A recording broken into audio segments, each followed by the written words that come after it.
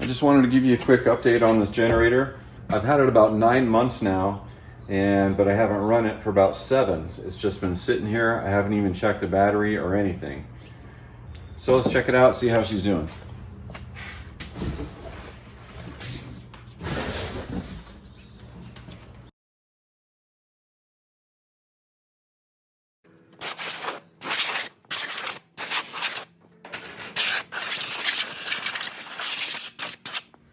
First, we'll check the oil.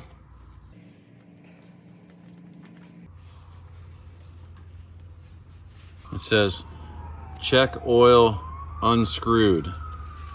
Yeah, so you unscrew it and then you just set it back in there, and then that's how they want you to check it. The level is right up to about there, which is just about to the full mark. So that's perfect. We'll leave it there. Let's check the battery, see how much voltage it's got.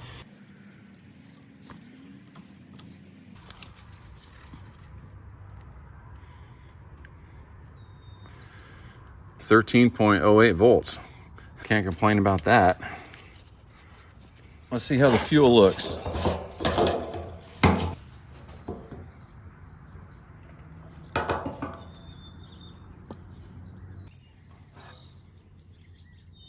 Now the fuel still looks pretty much brand new.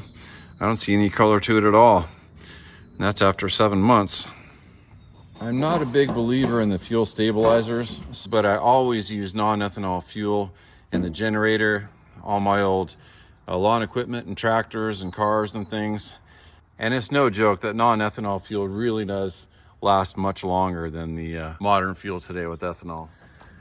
All right, here's the gas valve right here. And a little sticker tells you how to work it. Horizontal is off, down position is on. So we'll go ahead and turn that to the on position. All right, here is your choke lever. Again, there's a sticker here that tells you how to work it. All the way this direction is in the run position. All the way in that direction is choke. So that's where I will set it for the startup here. Just for your information, this here is the exhaust. There's a little carburetor there, and that's the spark plug. All right, let's fire this up. We're gonna leave the main breaker off for now until we get it running. This is the start button right here. You just push it and it engages the electric starter. If for some reason the starter is not working, there is a recoil rope over here. All right, so the fuel is on, the choke is on.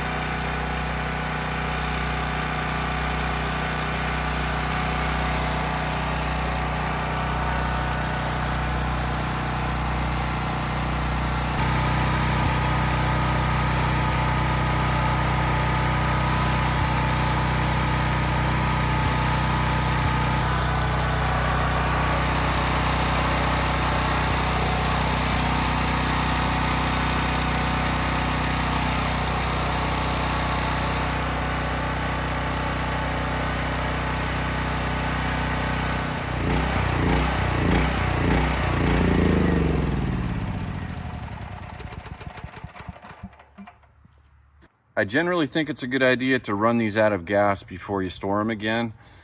That way fuel doesn't sit in the bowl of the carburetor for months and months and months at a time. The manual says to let this thing warm up for 5 minutes each time you start it up before you connect a load to it. So leaving the breaker off is just a way to help remind myself to do that.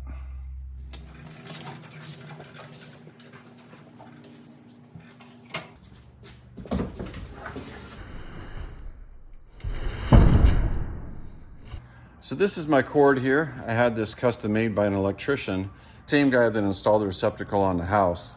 And I'm really glad I had him do that because I got the exact length I wanted and the perfect exact cord for my application.